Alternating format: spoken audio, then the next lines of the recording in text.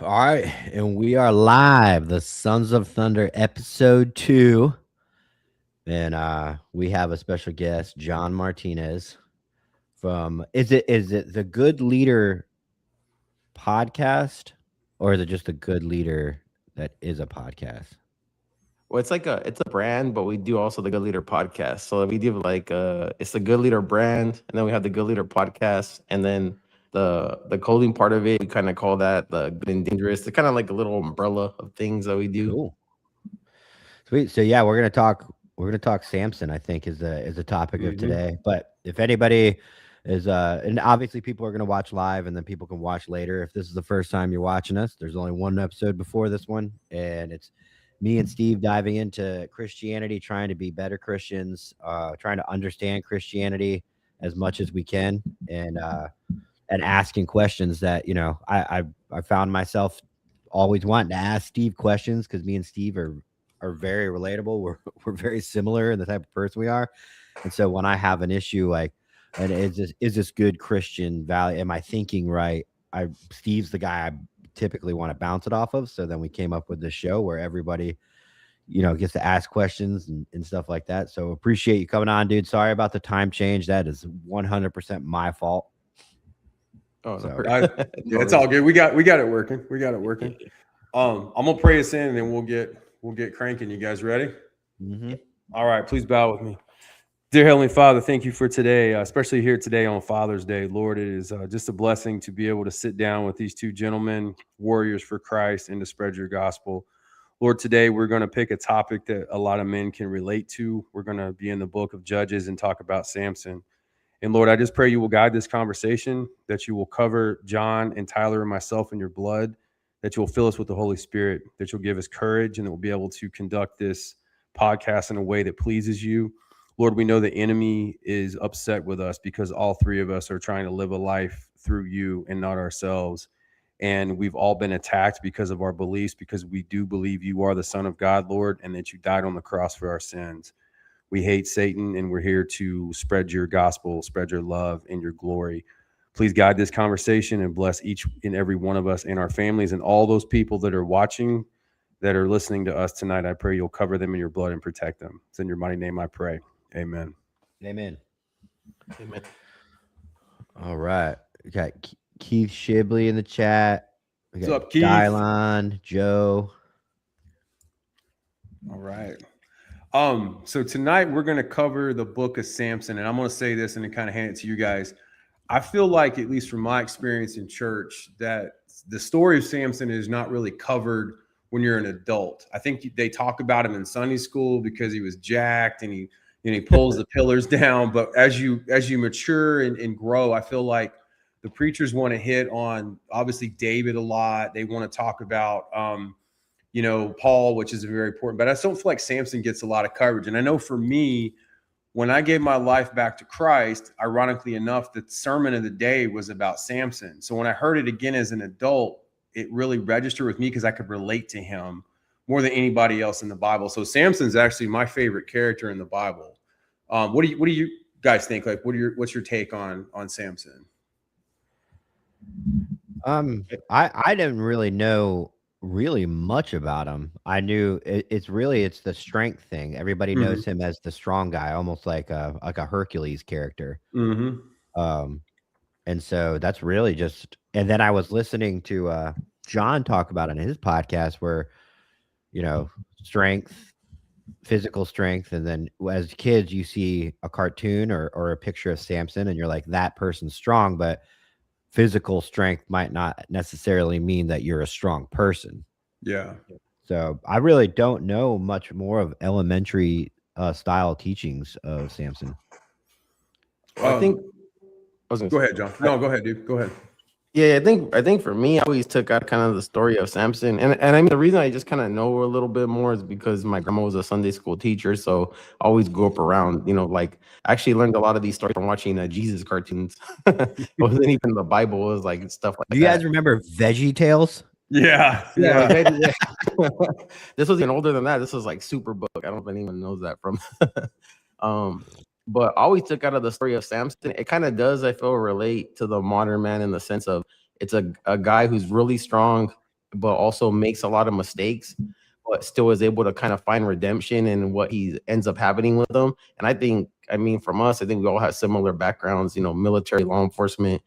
We see that a lot, right? Just because you're a strong person doesn't mean you're infallible and not going to make mistakes. And I think that's kind of seems to be what's drawing more men together, because I think a lot of men feel like something doesn't go right with them in their life, and all of a sudden they can become, you know, not as useful as they once were before to themselves or to other people, which I don't think that's the case, because, you know, we all kind of fail in our own ways. So Yeah. Well, so I was thinking too, man, like, because all three of us have been divorced, all three of us were cops. And so, like, when you take the story of Samson and then throw Delilah in there, and I'll get into her more as we go tonight, but I think with law enforcement, especially, they got high divorce rates. You get into that profession because you are, you know, you're called to it.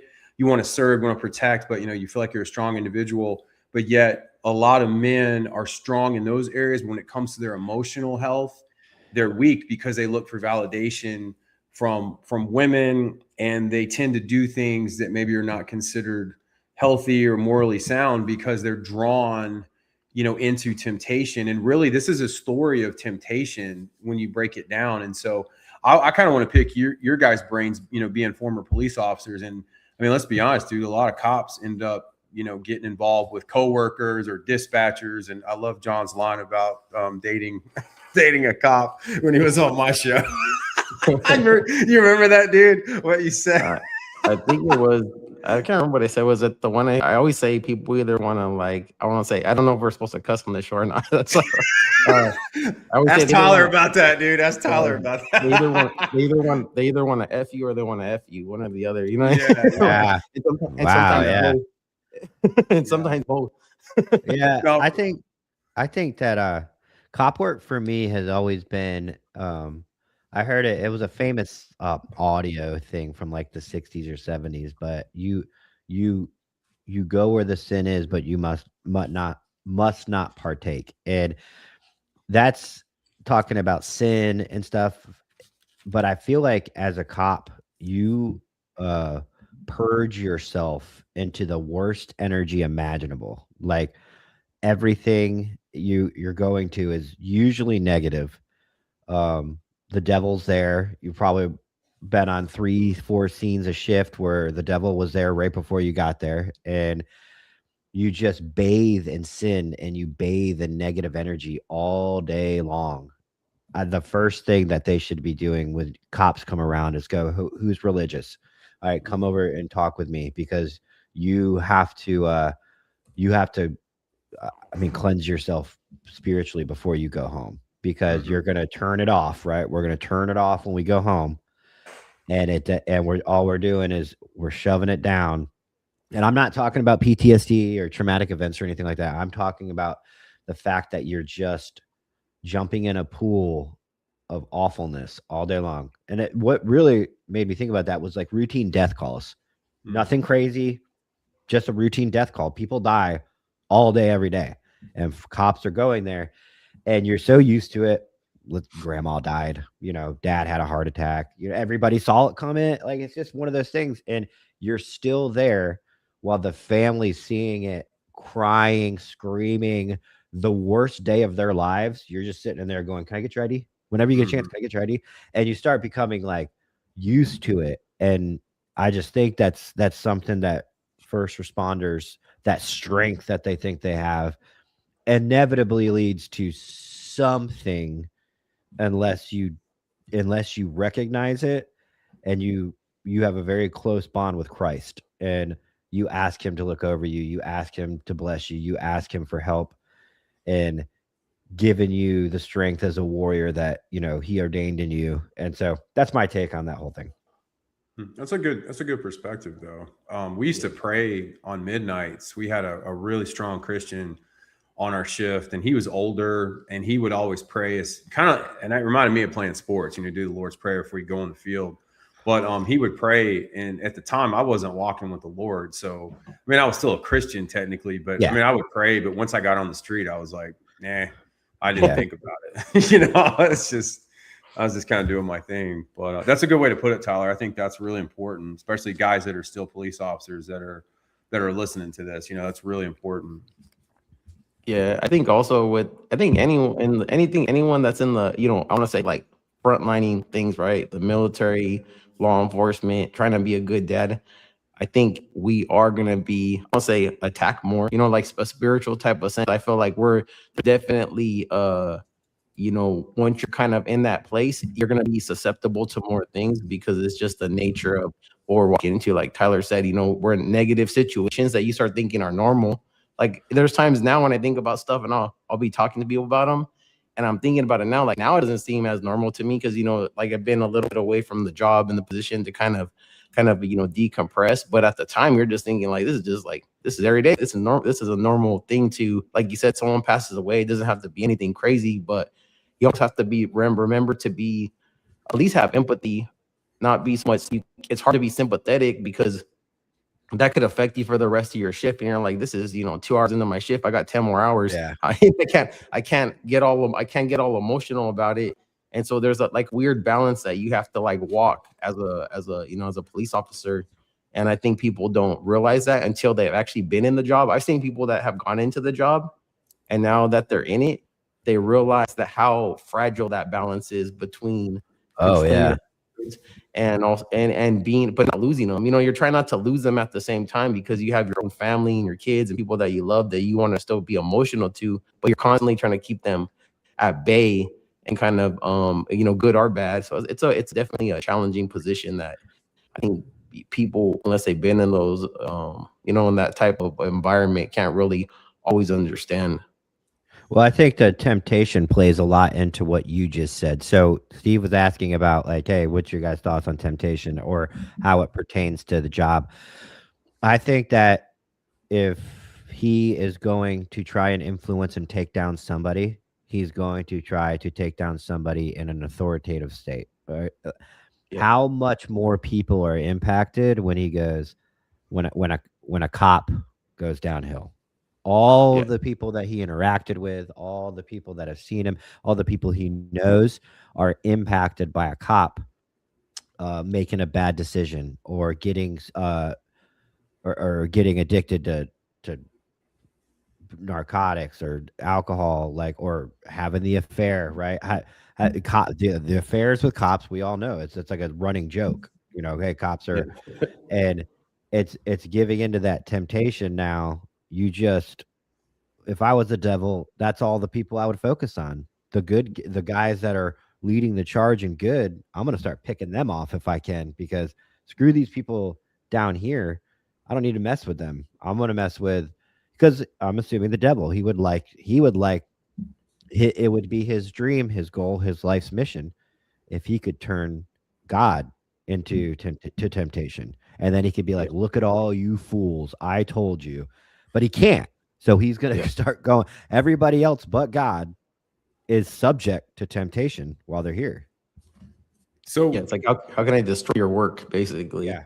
Why do you think, I'd like to hear y'all's thoughts on, like, why do you think that, let's take the hard side out of the job real quick, and let's just look at the temptation piece. So why do you think divorce rates are so high among cops? Let's remove the PTSD. Let's remove the crap you see. You don't trust anybody because they're not cops, all that stuff. Yeah. Like, why do you think the affairs are so high, and why so many cops like drift in a marriage and look towards, an outside source of validation that leads into something more? Like, what's your take on that, Tyler? What are your thoughts? I got two quick ones. I just think that first off, the type of person that becomes a cop is a little different. They could be almost, they could almost be considered in the category of maybe an adrenaline junkie. They're choosing a lifestyle they know is very extreme. So ordinary life might not be good enough, and pushing the limit and pushing the edge, especially if you're distancing yourself further and further from Christ. That's going to happen too. But I also think, I'm a bad guy for saying this, but I say it on my broadcast all the time. You let women into warrior professions, it's going to fuck some shit up. So you got a bunch of dudes that are calibrated, working as a unit together, and it just changes things when you introduce women into it. that being said, women are nurses, women are dispatchers. So, but when a woman's a cop, I've actually tried to understand this a lot better. When they're a cop, they're really name a female cop that dates regular dudes. It doesn't have. She has to date somebody. She has to date somebody because she's a woman. So now Mhm. she's set the bar high for men. So she's got to date men that are hopefully she's probably looking for men that are better than her, more manlier than her, more rugged. And so when they become cops, they can't go date a banker because how's he going to relate? She wants like, I got to date a cop. So their dating pool is already only cops. Mhm. So what do you think, John? Yeah, I think too is also my theory behind that, because I've been asked that before. Like honestly, like people that are very getting into profession, why do cops act like that? And I think it has to do with also what other job you're gonna be with someone, say, I don't know, a brand new guy or girl, right? And you're dealing with these high stress situations. And if they're good and start be depending on each other, you're taking care of business, you're getting to use of the forces, you're dealing with stressful situations, you can become close more than the average person. And now your normal relationship, you're not doing that. You're not going with your partner beating up people. You're not going with your girlfriend like let's go take down this dude. And so I think there's a level of I think there's a I level. call it trauma bonding. Yeah. Yeah, I only recently heard that word, and that started to make more sense to me. Yeah, you're trauma bonding with each other, and you become closer. So it's almost like the people outside of your circle cannot you, either you think they can't understand, or you don't, or they don't understand maybe what's going on.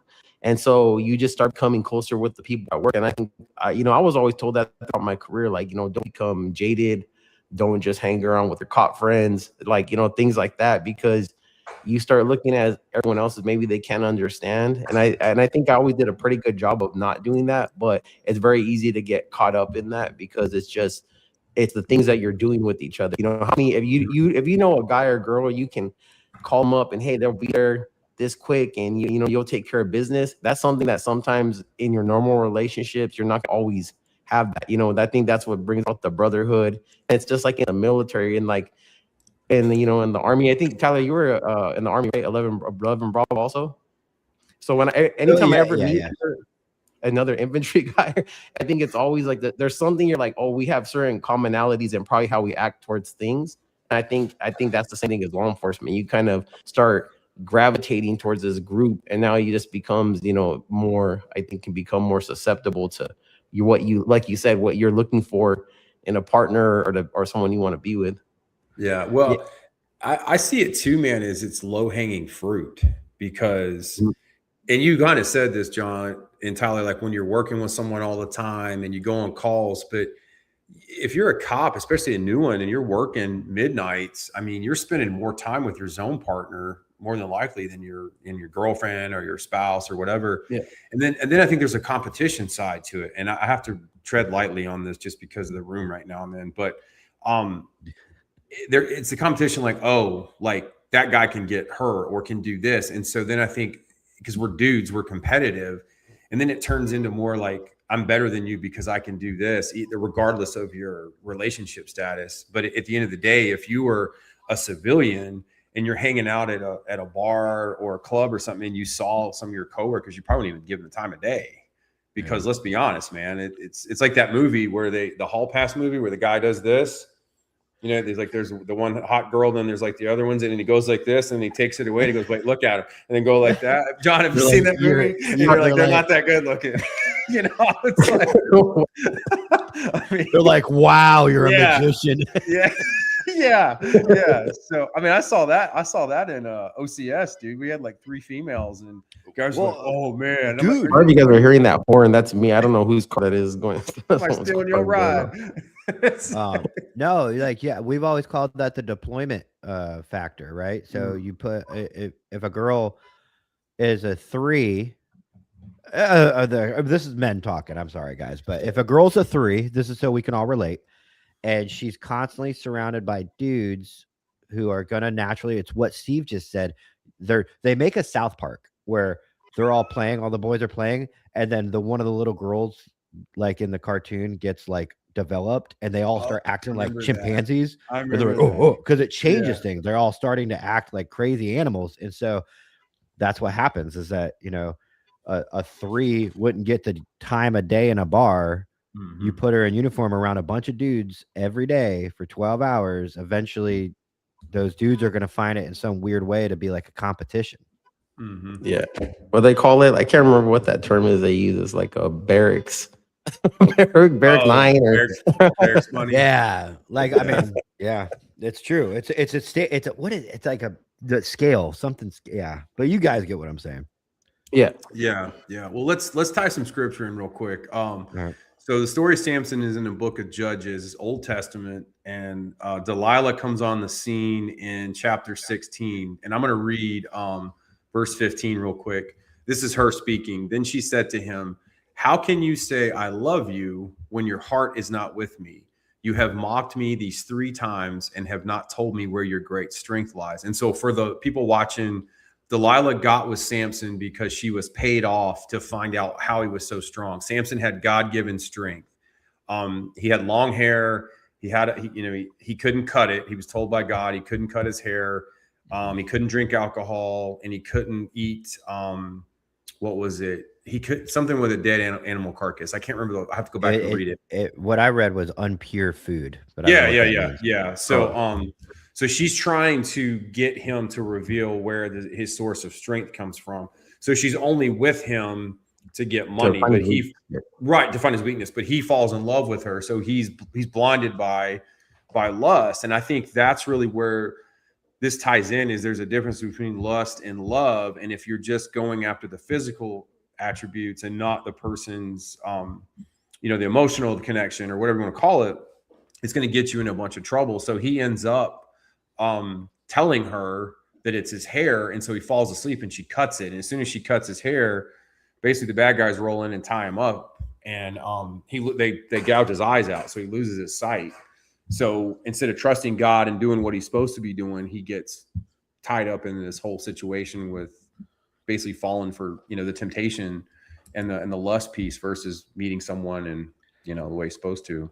Yeah, look at any downfall of any man, dude. Alcohol and Yeah. women. I lived it. I can't get into it real heavy right now, but that's why I ended up leaving law enforcement.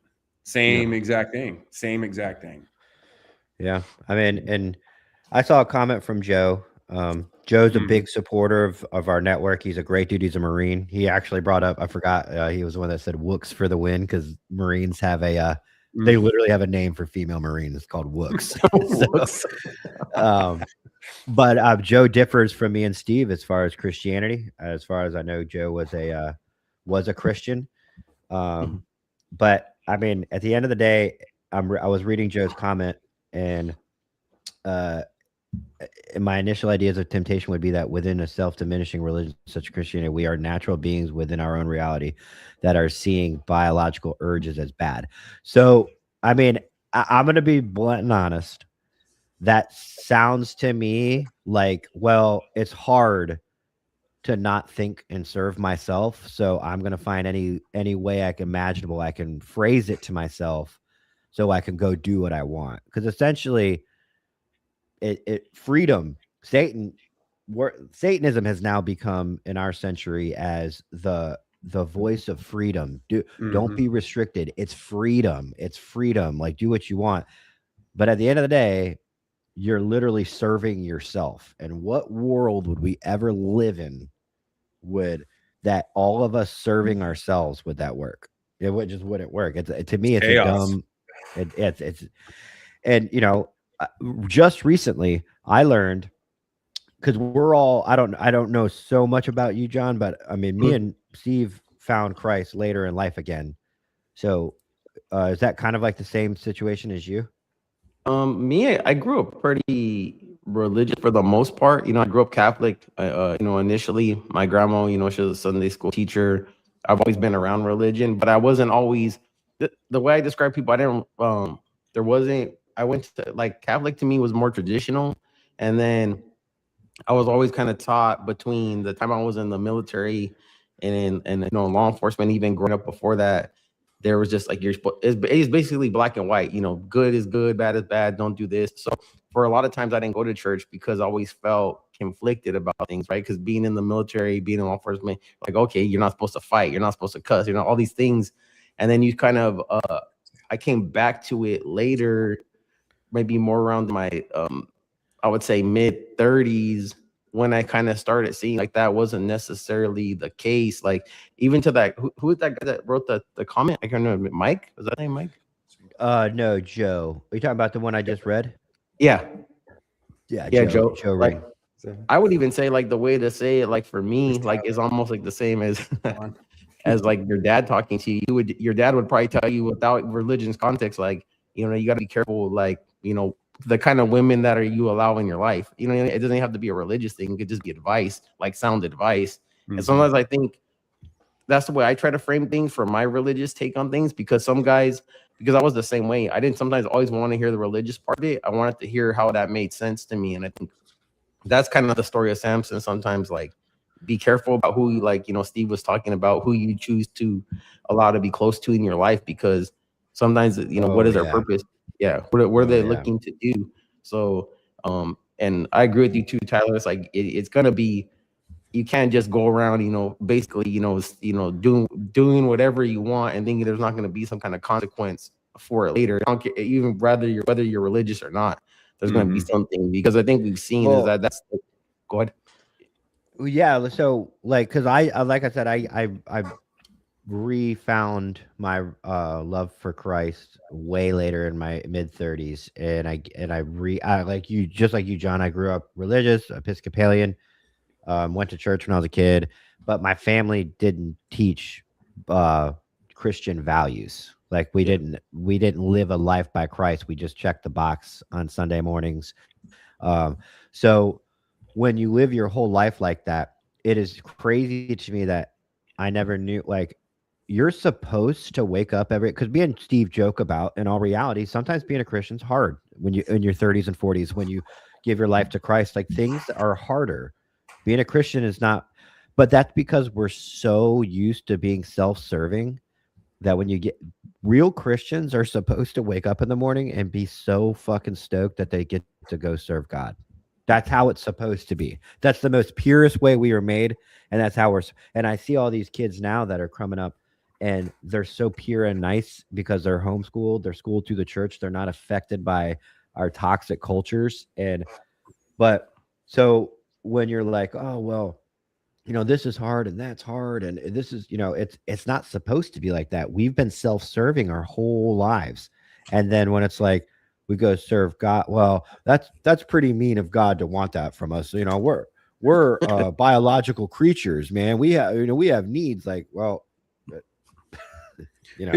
here's the thing though, man. Like, at the end of the day, and Dylan just said this, it's free will. So if you don't agree with it, you don't have to worship God. I mean, he's not going to force you to do it. And the temptation piece affects all of us. And if you're just going to live a life where you react on primal urges, that's chaos. There's no order with that, because you can be a good person and not follow God. And you still need, if you're married, you still need to be a good dude and not destroy a family because you have your primal urges. Well, and it's your own code, your own.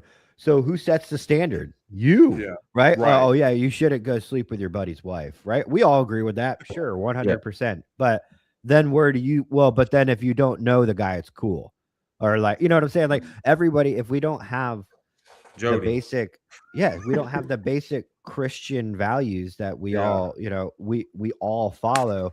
We're all operating off our own code at that point. And it's like, well, no, that's not cool to do, but I can do this. You can, this is acceptable. Right. And to tie Samson back into this, he's imprisoned, he's beat, he's blind, and he's calling out to God. And he's basically, asking God for forgiveness because he realized that he's messed up. And so, to jump ahead without getting into the Bible too much, he ends up pulling down the pillars and destroying this pagan temple. So he actually kills himself, but he does it in a way to glorify God. So in the end of the story, he actually turns his heart back over to God and he ends his own life, but he takes out that entire, and I need to figure out, I forgot their names, figure out, or he pulls down the false idol that they erected, the statue, and he just destroys the whole temple. But in the process, he kills himself. And I think at the end of the day, how we can relate to this, and I have a real world analogy for this. You guys that are watching just saw him. He just came over and waved. If I hadn't have been like Samson and gone down the path I did, he wouldn't be here. So there is a silver lining, and I have to really navigate this carefully. But there is a silver lining to the story, because in the end, I came back to Christ. Now, he showed up before I came back to Christ, but in theory, God rewarded me when I came back to him. And I know the people that don't believe in God are going to come at me. That's fine. But in the end of the day, I was living for purpose, or for pleasure, not purpose. But now I understand that purpose is way more important, and that living for pleasure will ultimately create destruction and can ruin careers and innocent lives. Yeah. What's your guys' take on? So Joe sends me stuff all the time. And I cannot express enough. Joe is a really great guy. He's one of our great supporters, one of my friends. And he sends me stuff because he's trying to open dialogue to his side. I feel awful talking about Joe's beliefs and Joe, but I can't, because to me, that's like, I'm married, right? Let's say I'm married. My wife's gorgeous, but let's just say I'm married. And it's like there's a girl trying to talk to me all the time. And I make the decision. I know I'm strong enough, but I'm not even going to open myself up to that problem by hearing this girl out. Hey, let's just be friends. It's fine. I'll get to know your wife, dude. We can all be friends, right? And I'm smart enough to go, I know I'm strong enough, but at the end of the day, nothing good to my vow to my wife, nothing good is going to come from that. Nothing. There's going to be no good. And I think it's the same thing when you hear someone out about anything occult, anything against Christianity, against Jesus, as I'm opening that door, because my loyalty to Jesus Christ is he says, do not listen to the devil. Don't talk to the devil. He is not yours to talk to. He is going to try to sway you the other side. Your loyalty and dedication to me. This is how I'd imagine Jesus saying it anyways, is, that's my dedication. My loyalty to Jesus Christ is I don't even hear the devil out.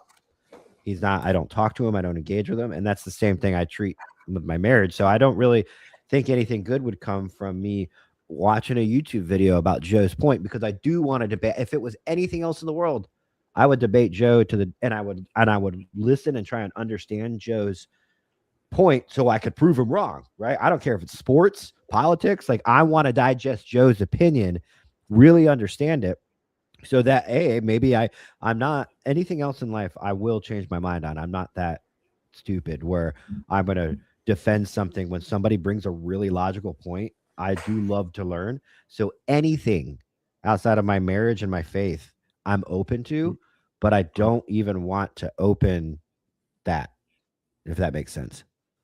Are you open to riding a bicycle? I had to do it. I've been sitting on that, dude. I've been sitting on that. I don't know if John saw that video.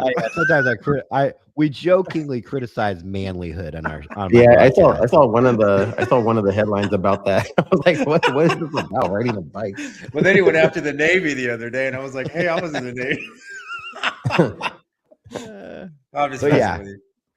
No, I know what you mean though. I actually, me and this guy were talking about stuff like that. It had nothing to do with religion. It was actually about like politics and his view on the military and things that were happening. And I finally was like, I don't really want to debate you. I'm like, bro, you can go. I said, go join the military, because the guy's never been in the military. And show me, your great leadership. That's what I told him. I was like, I'm more a person that says, I don't want to always go back and forth about things, because I think I'm a big believer that you can't beat the ideology out of people. Like, there's nothing, I can't make you believe what you don't want to believe, and you can't make me believe what I don't want to believe, especially if you have it's like faith-based, right? Like, kind of things. So, to me, and sometimes I think like sometimes if there's a better way and you know a better way, then show it. Show that way, because I think that's sometimes the overall message of Christianity is like we're men, we're all fallible, we're not perfect, and we don't know the way. So I think to me, I look at it like this: like we've all seen hard things in life. We come from pretty hard backgrounds as far as the military, law enforcement, and a lot of the guys that I'm seeing kind of pushing towards faith are not guys that haven't seen bad stuff. So why are we all saying the same message pretty much? Like, hey, we kind of let a certain part of it go that that we may not completely understand, but have accepted things are bigger than us sometimes. And we just have to have faith that we're kind of doing the right thing and move in the right direction. I think one of the guys said it, it's more about it was actually said to us in church today, our deeds are never going to be good enough. It's more about like, do you have faith? Have you given your life to Jesus? Like you're not bigger than that, no matter how good of a person you think you are. And sometimes people, I don't want to win debates with people. Sometimes it's just like, hey, see what I'm doing and see what you're doing. And maybe at some point, if things feel different for you, then we can have a better conversation. But I don't always want to engage in it. I just like, I can hear their point of view and be like, that's cool. Maybe I thought like that at one point, but it's not going to be, I think like you said, it's like, when you open the door for it, it's almost like they're trying to convince you. And I feel like it's a waste of energy. For me, it is. I'm like, I'll be like, I'll let you have your point. I'm not going to try to debate you out of it. Let's just move on to something else. And what can we do on common ground type of things, rather than what can I sit here and fight with you about? That's just me. And maybe that's just like, sometimes I guess the cop in us, we're just like, I want to sit here and have a big old, let's figure it out. Let's see what we can do. I want to read one of the most savage verses in the Bible real quick. And it really it sums up what both you guys are saying. This is from 1 Corinthians chapter 10, verse 21. This is Paul speaking. And you guys that don't know, Paul hated Christians. Tax collector, wasn't he? No, was he a tax collector? But he was killing them. He was killing Christians. Yeah, he was killing Christians. Yeah. Yeah. And then he was basically like dropped on his butt by Christ and was blinded, and basically was like, oh, now he was he saw the light per se, and said, now I'm going to disciple and lead people to Christ. But for me, someone that struggled with alcohol for most of my adult life, this verse like really is good for me. But I'm going to read it. You cannot drink the cup of the Lord and the cup of demons. You cannot partake of the Lord's table and of the table of demons. And really what that means is, you can't mix Christ or Christianity with idolatry, which idolatry is said in the Bible as another form of witchcraft. And a lot of people nowadays, they cherry pick, like take gay marriage, they cherry pick. Oh, no, it's okay. It's really not that bad. But they try to tie scripture to it. But you cannot take the word of God and try to change it to fit your narrative. Yeah. And a lot of people do that. And it's not, Tyler's right. It's not easy. It's not easy being a Christian, because there's a lot of responsibility with it. And a guy I had on my show said a lot of people don't go to church or follow Christ because they don't want the responsibility. And it's a lot, man. It's a lot. And I noticed too, like one of the people, my pastor is really cool. He's just 26. He's really relatable. He's an awesome guy. And, he was like, when you should defend Christ in your mind, you should be as if somebody said something about your own father times 10, right? Wow. You would never allow somebody to diss your own father in front of you, right? Someone you love, you'd be like, dude, are you fucking, it should be that times like infinity. Like, but we're having to rewire our brains because we weren't thinking that way since day one. I shouldn't say we. I'm not speaking for you guys. I'm sorry. I'm just saying I wasn't. I knew Jesus. I knew he existed, but it was just some guy. And I was like, I believe in Jesus. That was it. That's like some guy that existed, and I know he died for our sins, but I had and it's every day. It's waking up and just cherishing Jesus more and more and more, and just lots of prayer and lots of self-reflection about, how I'm supposed to be thinking. And that sounds bad because people are going to cherry pick off that and go, so you're supposed to be thinking something, right? It's my fault. It's my fault. As a grown man for 20 years, I decided to think this way. And, I think that makes it very difficult. my pastor had a good saying. I think Steve saw when I posted it. He said, Christians are supposed to be a threat," and I always like that term because it's supposed to be like Christian, and doesn't mean like we're out here threatening people. It just means like we're kind of holding the line on on things, and not like you said, kind of like not backing down. So when and I think that's honestly what drove me. I don't know, it's just the personality wise, but I always, grew up in the church, like I said. And then in the last couple, I would say, for me, what I noticed in the last 5 or 6 years, kind of seeing the kind of the disrespect for, Christians and God and Jesus kind of playing out in the media. Kind of, to me, this is what I think. I think it prompted all of us and a lot of guys that are like us, we were not the most super religious and didn't go. All of a sudden, it was kind of like it's kind of like you said, it's like someone disrespecting your dad. Where you're like, my dad, like, it's like, yeah, what, me and my dad don't always see eye to eye, but nah, like this is not gonna go that way. And I think that's kind of what called a lot of men away, because I think I think people saw that as like, okay, now you're talking about our religion, now you're talking about our faith, now you're talking about pushing your agenda, now you're making fun of the Last Supper, now you're fun. So at a certain point, you're like, okay, like now things are like, that's what I think made them more. I think it woke up a lot of Christian men to be like a spirit. Like, this is not just a spiritual battle. It could be like however you want it, but I'd prefer that you come to Christ. Yeah. Like, kind of. And I think that's why a lot of guys find it more relatable, because they're seeing a lot of, I think, stronger, more aggressive men talking about it, not just like, hey, we're goody two shoes, we never done anything wrong. That's not the case. Like, it's kind of like the disciples were not perfect people. They're all imperfect people. They all made bad mistakes, but at a certain point they realized, hey, this is the message, and we're trying to become better men, but by but we're also not weak individuals that you're going to trample on, and you're not going to disrespect our religion. But I think the underlying theme too, John, with what you're saying is when you have people that want to argue or debate you and convince you of other things. What was the first sin in the garden? I mean, they were tempted, right? So they were tempted by the enemy, Adam and Eve, and it created a fallen world. And I had a guy say this the other night that I never heard it this way. Satan is on stolen ground, because the Garden of Eden was given to Adam and Eve. That was given to humans, and he stole it through the temptation. I know the other side is going to argue and say Satan's not real and blah, blah, blah, blah. But at the end of the day, Christ has already won. There's no way to change that. So you're either with him or you're against him. And I think guys like us that are coming from a different background, because we're not Ned Flanders that have, never drank a beer, never gotten a fight. I mean, it shows like that we can still follow Jesus, but yet if our girlfriend is threatened or our kids threatened, we're going to beat somebody's, dude, because we're not these little meek, mealy dudes running around like, oh, sir, that's okay. If you need my wallet, go right ahead. Because that's how people view Christians, dude. I mean, like John Shirt said, violent community. That's right, dude. Bring it on. Dude, I still got dudes walking around out there that are on site. I will be the first one. There's two people on site, dude. I owe that much to them and to the people that they hurt. And I know that's wrong, but I can't, like, dude. And so, yeah, I think that Christianity has turned into like, and I don't think it's really anybody's fault, maybe.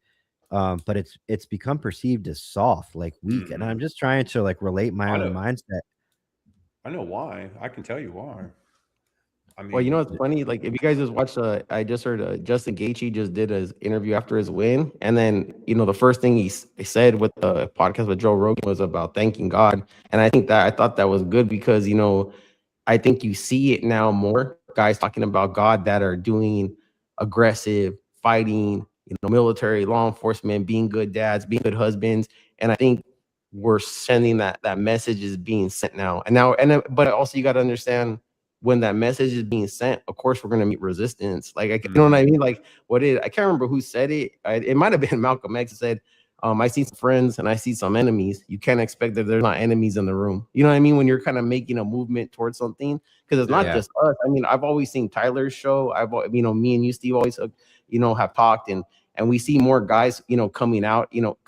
And I think it's everyone's feeling something. You don't really know what it is, but you just kind of feel this need to do something and speak up, because, like, Tyler said, it's like this perception of Christians being week is not a thing. And so now you're kind of like, it's like everyone's like, okay, well, I guess we got to change that. Guess something's got to happen. And it's I've been seeing it, man. I mean, your algorithm will serve you, if even though it is demonic. I truly believe that. But um see it, you guys both are on point.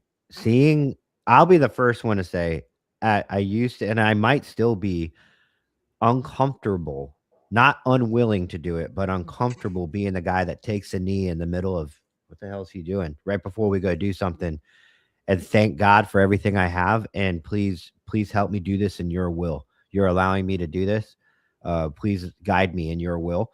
Right. And that is so, if someone does that with confidence, the whole room stares and wow, like, wow. Like, even if you're not religious, like, dude, that dude is, because we're all trained to be these alpha mentality dudes, right? No kings, right? If and so the thought process of even like giving yourself, and it's nuts. And I try to do that, and I'm just, it is still uncomfortable for me to be that guy, and I hope to change that in the next coming months. Like, don't be afraid, don't be afraid to pray in front of anybody, because you've got world athletes, you've got fighters doing it. We do it before shift. You got some of the tough, one of the chaplain in the army, dude. That dude looked like he was straight out of prison, and he was going and just talking with people. And I'm like, so it is definitely a maybe a what's the right word? Insecurity in me, because I'm a human. It's the world we live in, man. Because I mean, a lot of us with the backgrounds we have, you were made fun of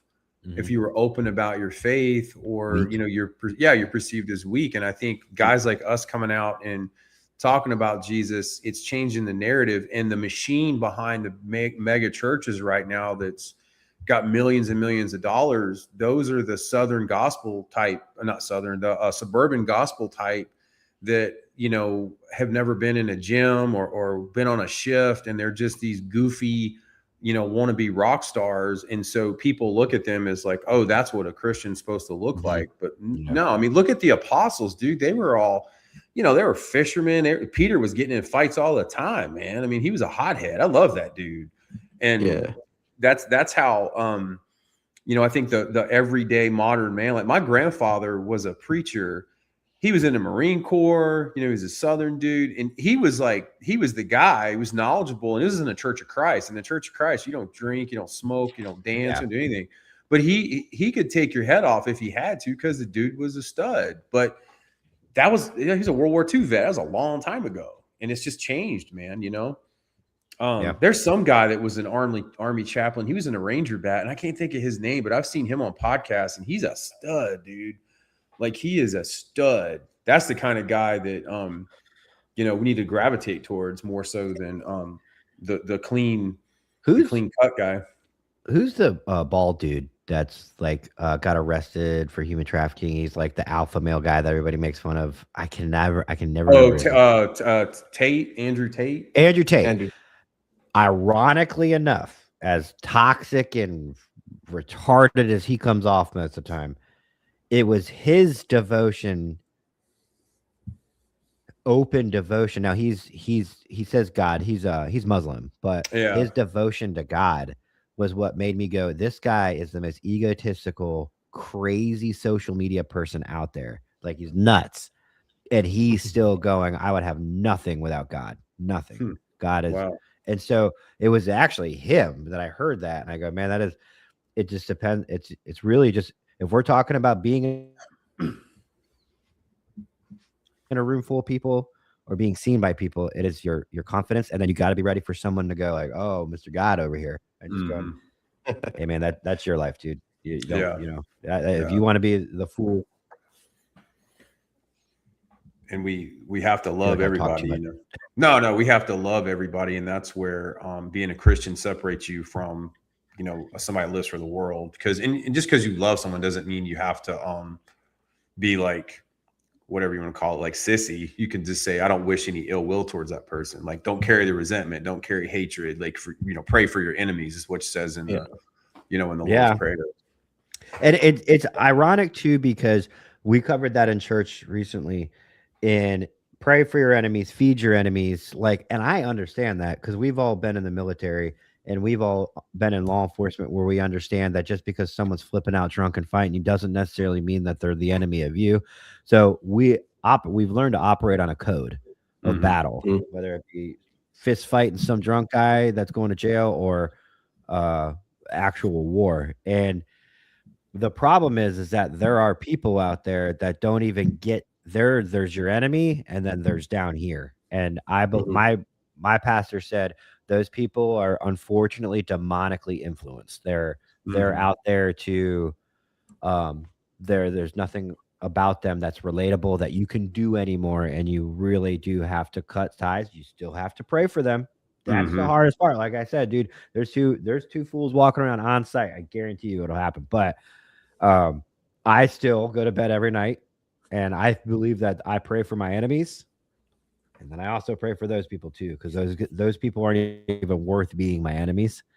They're just saying scum of people. It makes me sound bad, and is not what I'm supposed to be doing. But I believe that they're 100% demonically influenced at that point. No, I agree with you, Tyler. When one of the things I try to tell people is like a couple of my friends that died, in the Afghanistan war and Iraq war, they died at different times, guys that I served with in the army. And I tell people, I don't go around hating, an entire group of people because they got killed overseas. So sometimes when I'm having debates with people and that people are like hating a whole group of people, I'm like, if you hate a whole group of people, like that's already something that's going to influence just overall just bad decisions, because you can't just hate one group. And I think as cops, you see there's not that you ever like are respecting criminality, but sometimes you can respect, like there's dudes that will straight up tell you, I'm a convict, or this is what I do, and they'll be more upfront about it than some other cops that are actual cops with you about what their intentions are, what they plan on. And so, and to me, one of the guys, Dave, that I do my podcast with, Dave is one of the most solid dudes I ever met. He's been to prison.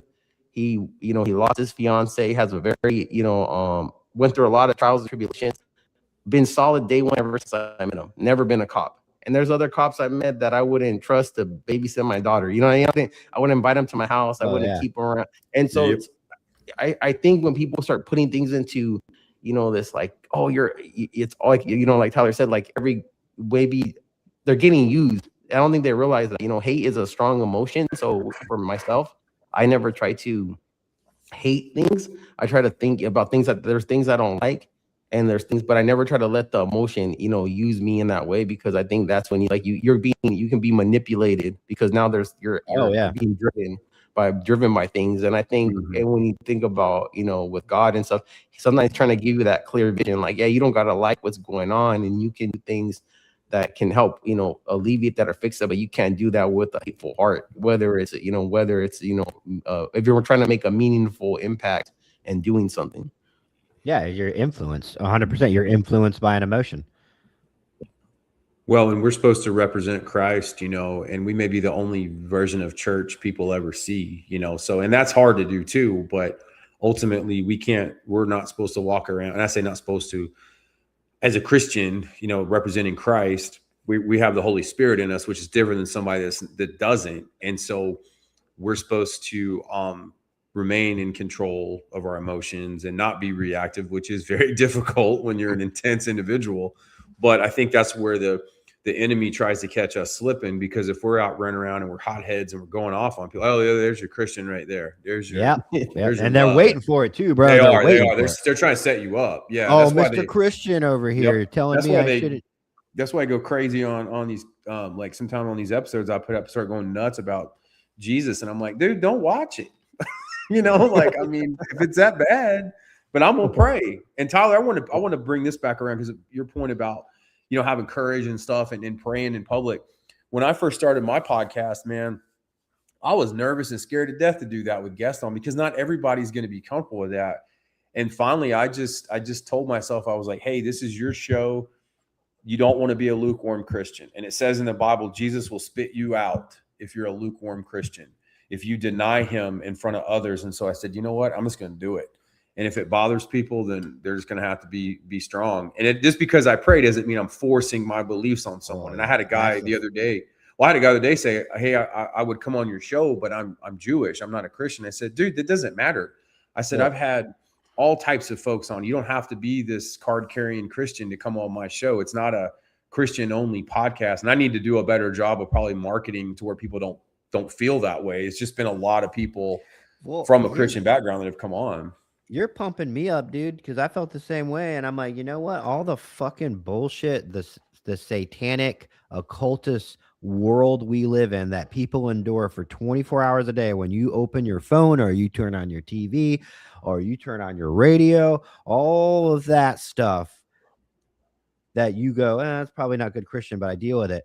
They can get over, and I'm not swearing on purpose, but I want to swear, but they can get over a prayer real quick and not get offended by it. And I only say that because Keith said that he had a rosary on his cruiser mirror and somebody got offended, but yet rainbow flags are everywhere. And that's my point. Like, hey, man, I don't expect you to say amen if you're Jewish, like, cool. But if a prayer is going to offend you, man, that's the devil at work right there. Yep. Our society now has made prayer make people uncomfortable. And I like that you pray, Steve. Like, honestly, when we met, the what? I was going to say, when I met,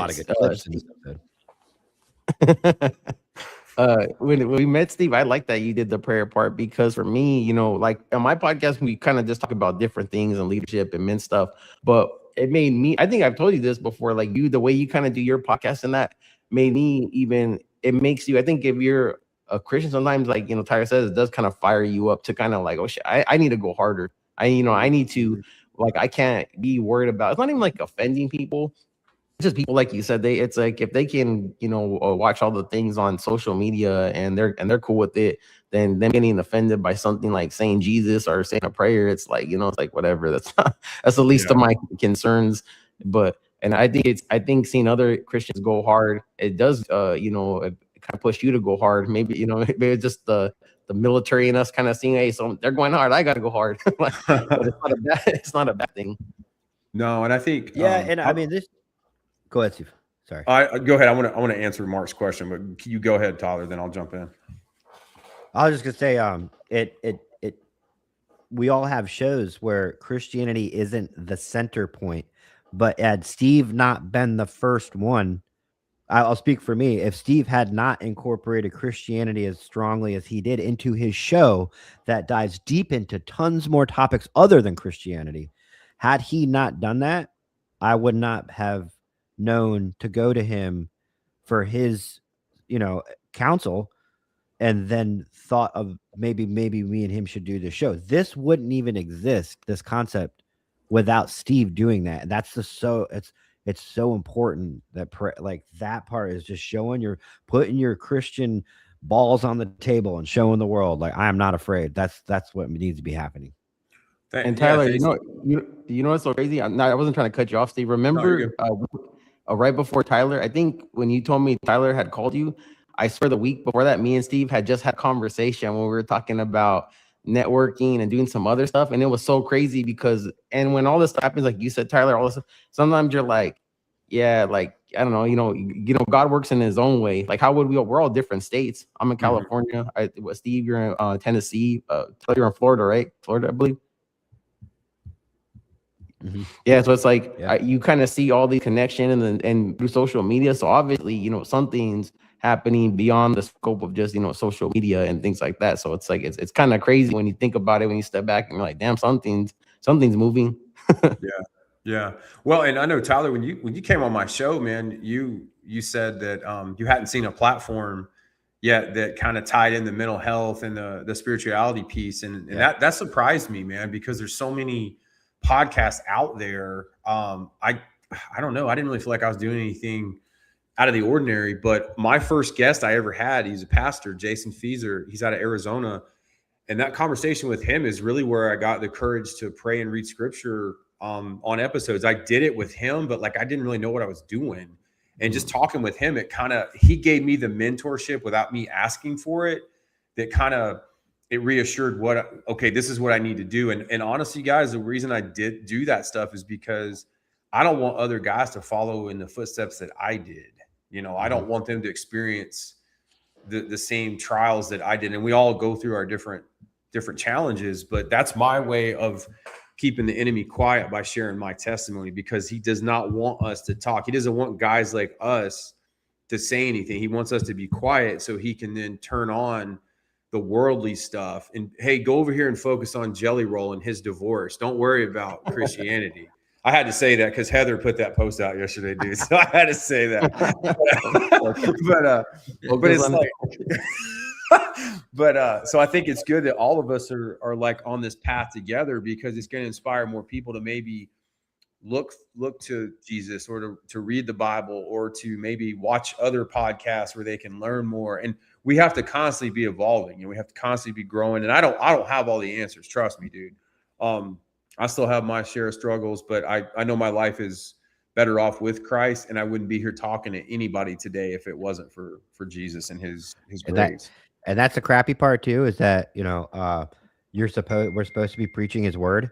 And anytime somebody wants to debate me or ask me a question like, oh yeah, well, how about that? I'm like, man, does Jesus want me fucking as the speaker right now? Cause I'm retarded.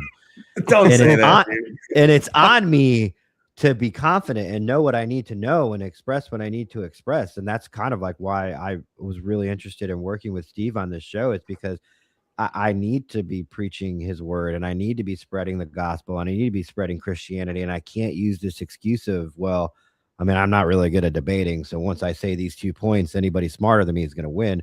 That's unacceptable to me, because you might change their mind. Mm-hmm.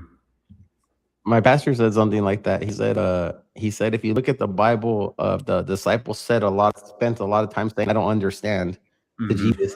So sometimes what you're saying is that to that point, like they basically said, I don't understand. But then you look at what they did and he told us about, but you look at what they did, that the 12 of them spread, it spread Christianity throughout the world to where we are now. Yeah. Like these were guys who didn't understand, you know what I mean? But they just knew that they were supposed to go do something. And this is what and so it's like, I'm thinking even maybe for guys like us, maybe it's not always for us to understand exactly what we're doing. We know kind of what the mission is though. And then, we take it and we just take it as far as we can. Yep. Tyler, how much time you got? I know you guys got birthday plans. You got a couple more minutes, or you need to sign off? I could do a couple more minutes. Okay, I want to answer this question real quick. So Mark asked, with all the bad going on in the world, what do you guys ever ask God why? I just want to jump on that real quick. So we live in a fallen world. This is not our home. We are, as a Christian, our home is in heaven with the Father. The only way to get home is through Jesus Christ. He died on the cross for our sins, because John said this earlier, there's nothing we can do to earn our salvation. Nothing, because we're all sinners. We're constantly, we're human, we're flesh, we're going to sin regardless of what it is. So Jesus died for us. The reason all of this is going on in the world, Satan is the prince and power of the earth and the air. So he runs the show. This is his world. He's not in hell. He's here on earth. You can't see him because it's spiritual, but ultimately this is his world right now because it's a fallen world. He tempted Adam and Eve. They ate the fruit. They were told not to. So Satan ultimately stole the land. So he is the Lord of this world. So all this bad stuff that goes on in the world is because man inherently is evil. Man is not good. Man is only redeemed through Jesus Christ because we are made in the image of the Father. That's why God took on the human flesh as Christ. So Jesus was a real guy. He was God in human flesh. And I'm trying to make this quick because I know Tyler's got to roll. But ultimately, bad things are going to happen because this is a fallen world. Now, keep this in mind, though. God is in control of everything. If you read the book of Job, Satan had to get permission from God to mess with Job. And he was green-lighted to do anything he wanted besides kill Job. He couldn't kill him, but he could kill his livestock. He could kill his family. He could make him lose his riches. So Satan did all that to Job only because God allowed it. God is in control. Satan is not an equal to God. God created Satan. He was an angel originally. So he's not some like equal, being like God. He's beneath God. And we as humans are actually created in God's image.